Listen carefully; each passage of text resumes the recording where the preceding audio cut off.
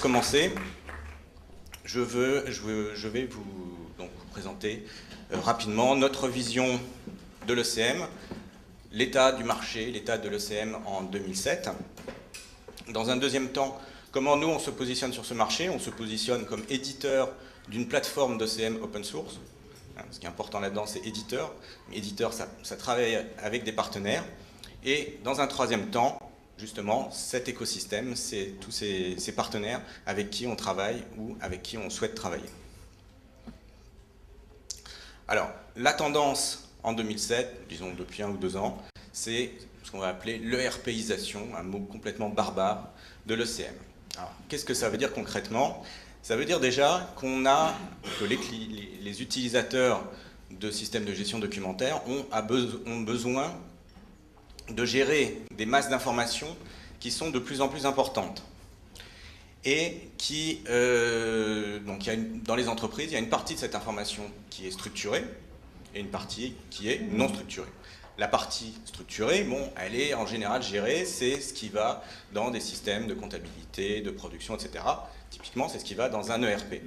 La partie documentaire, la partie non structurée, elle est beaucoup plus importante. Elle représente, d'après Gartner par exemple, elle représente 80% de la masse d'informations que les entreprises ont besoin de manipuler.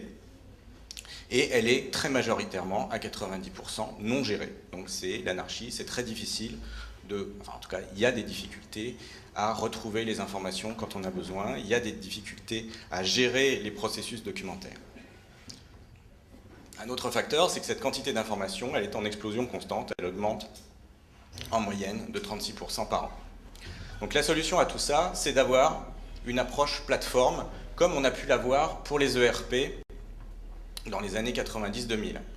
On a vu un mouvement de consolidation d'un certain nombre d'applications qui étaient pour la plupart critiques pour les entreprises, la comptabilité, la paye, la production, la CRM, etc. Et tout ça est venu se consolider dans une plateforme qu'on a appelée l'ERP.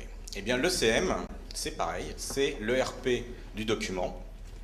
Ça permet de consolider des applications qui sont toutes liées à la gestion documentaire, qui concerne aussi bien les documents bureautiques, les plans, les archives, la gestion des emails qui doivent être gérés pour des raisons d'archivage légal, etc. Alors on va citer Jenny de Montaigne, qui est analyste au CXP, et qui a écrit il y a à peine un mois que le RP du document est amené à consolider toutes les données et les documents de l'entreprise. C'est l'émergence d'une plateforme complète, globale, de gestion documentaire. Un autre point intéressant, c'est l'intégration de la plateforme d'ECM vis-à-vis d'un certain nombre d'applications existantes dans l'entreprise. Donc déjà, j'ai fait une distinction ERP-ECM. Il faut voir que les deux sont quand même, un peu liés. Alors, juste pour prendre un exemple, un système de gestion documentaire va être un système, par exemple, qui aurait besoin de gérer des contrats. Bon, un contrat, typiquement, c'est un document, donc ça va aller dans l'ECM. Mais le contrat, il va être lié à des affaires qui, elles, sont gérées dans l'ERP. Donc il y a toute une classification, toute une nomenclature qui est a priori gérée par l'ERP, mais qui doit être exportée vers la plateforme d'ECM de façon à ce qu'il y ait une cohérence entre la gestion documentaire et la gestion de la production, la facturation, etc. Pareil pour la CRM, pareil pour le mail, des applications de gestion de courrier. Bon, on connaît tous les clients mail, les plateformes Outlook, etc. Il y a besoin quand même de gérer ces mails, de les archiver, de savoir d'être capable de les récupérer pour des raisons légales. Et il y a également besoin d'avoir des contrôles assez fins sur les délais de réponse, vérifier si des mails ont été validés suivant les bonnes chaînes d'approbation, etc. Et puis enfin, il y a plein d'applications métiers qui ont également besoin de se brancher sur une plateforme d'ECM, voire qui vont directement être on va dire une spécialisation, ou en tout cas se connecter directement à la plateforme d'ECM. Alors maintenant, sur la partie gauche du schéma, voilà, on va faire défiler les petites flèches, ça sera plus joli. Non, c'est raté. Voilà, on a les petites flèches.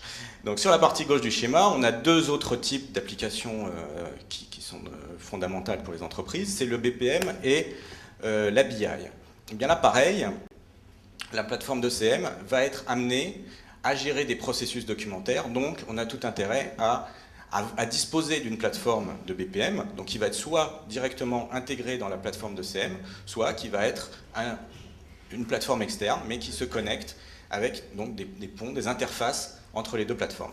Et pour tout ce qui est le reporting, là encore, un processus documentaire, pour être bien géré, il y a besoin que les gestionnaires du processus disposent de tous les tableaux de bord qui vont permettre d'optimiser le processus, d'affecter les ressources là où il y en a besoin, quand il y a des points de contention, etc.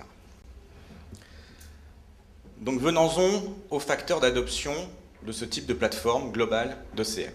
L'explosion des volumes, l'accélération, donc ça c'est un facteur de ROI, c'est le fait d'accélérer, de traiter plus rapidement les demandes, enfin tous les dossiers qui ont besoin d'être traités par l'organisation, et également d'accélérer les échanges documentaires entre les collaborateurs de l'entreprise ou avec des partenaires.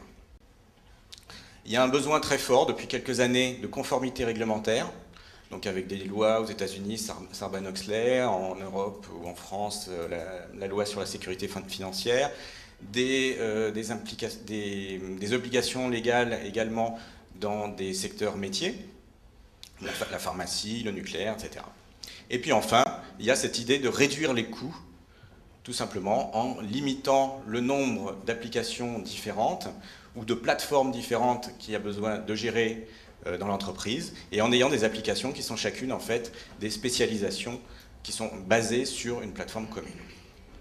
Alors, prenons une autre citation, celle de Jimmy Barnes, qui est président de la ProGED, l'association essentiellement des professionnels de la GED en France, qui considère que le meilleur ROI possible de l'ECM, c'est quand on a une approche globale de toute la gestion documentaire à l'aide de cette approche plateforme.